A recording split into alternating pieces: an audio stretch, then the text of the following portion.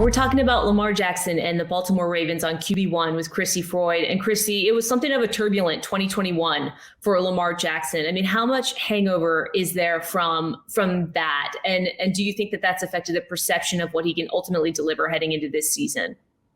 Yeah, there was an anonymous defensive coach that came out recently and said that Lamar Jackson could be a tier one player, but would never be a tier one quarterback. And I think that he's taken a lot of slander just because of last year. Touchdown to interception ratio was not very good, but I do think that injury had a little bit to do with that. So he's definitely going to have to bounce back this season to kind of change some of that negative perception. But I do think that last season kind of opened up the floodgates for the people who are already down on him to really to criticize him in a bigger way. And I think that we've seen that this offseason.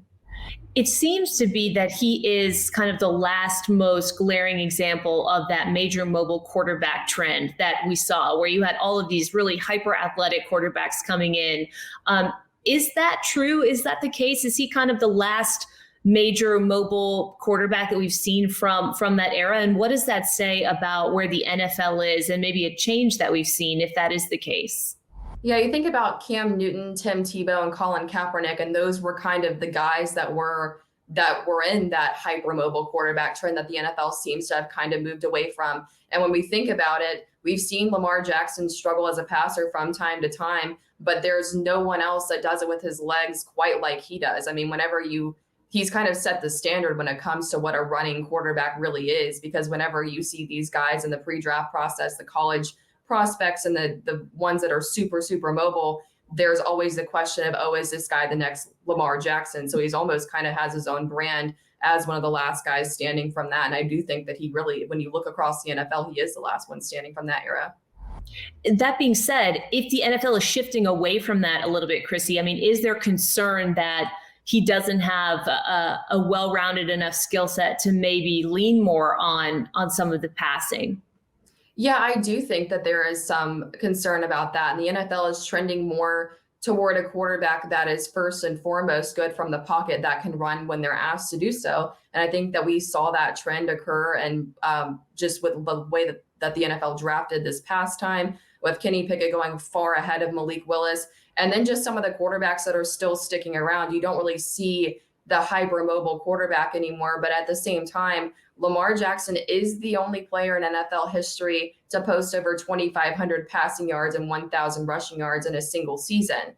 So I think that he's shown that he can get it together as a passer, but I do think that there's still somewhat of a gap there, and that he does need to be more consistent and just better in that area moving into this season, especially after just kind of some of the disasters of last year. Yeah, that's such a great point. And I remember when he was putting up those kind of numbers, it was like there wasn't a more electric player that you could watch on a Sunday because of everything that he was able to do, the ways in which he was able to execute on the ground and in the air. It was stunning to watch. You just felt like you were watching a once in a lifetime sort of elite athlete and talent.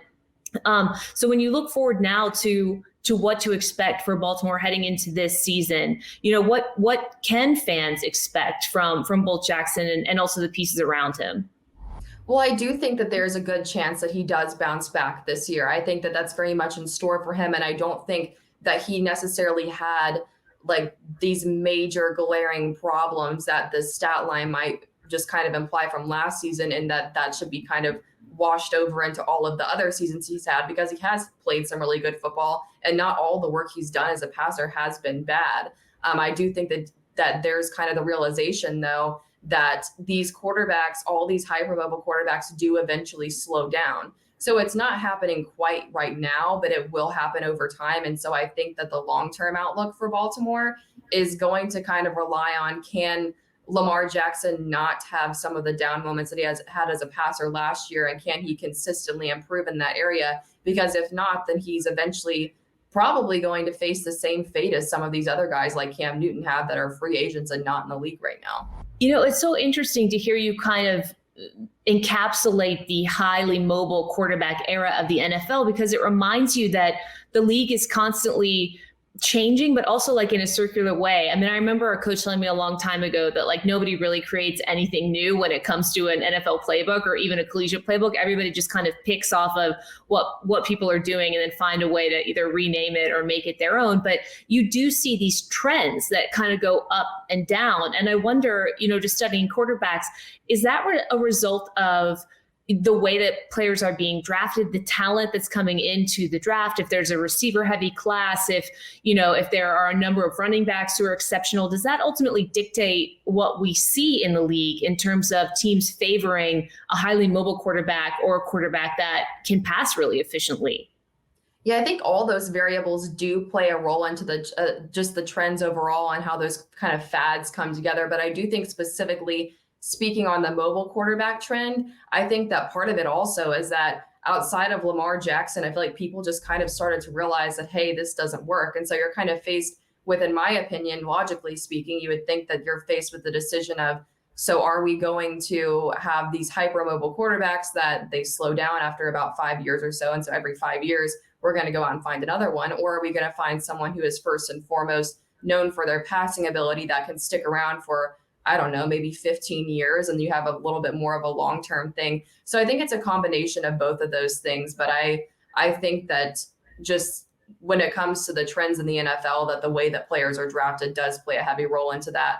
But I also think that if you have a need for these super, super mobile quarterbacks, you're probably very deficient in a lot of other aspects of your offense. And I imagine for somebody that loves quarterbacks the way that you do and studies them the way that you do, it's got to be exciting to think about those trends kind of reversing a little bit and really prioritizing some of these really highly efficient passers, because those, I guess, at least in my kind of mind, lend themselves to really exciting, explosive plays on Sunday, which is what everybody wants, right? I mean, is that something that NFL fans should be excited about, that we're seeing this shift away from some of the more, athletic guys, and granted, those can be really, really exciting players to watch too, but that we might be heading into this next age of really dominant, efficient passing QBs who could potentially just delight us with like bombs every single Sunday. Yeah, I think that the mobile quarterbacks, they're fun to watch. I mean, it's when you watch sports, you want to see someone with the athletic ability like that. It's entertaining, obviously. But I do think that it's really a positive thing that we are shifting into a little bit of a different era at quarterback, because I honestly, just to me, it was almost kind of upsetting to see is that we were losing the essence of what a quarterback is supposed to be, because a quarterback is on paper supposed to be the guy that throws the ball. And it kind of seemed like people were almost not valuing that in a way anymore, which was really weird to see. So I think that it's going to be really nice just to kind of see the return of in my opinion, what a quarterback is supposed to be on the field. It's QB1 with Crissy Froyd. Crissy, great stuff as always. Fantastic insight. Thanks. Make sure to like, comment, and subscribe for more QB1.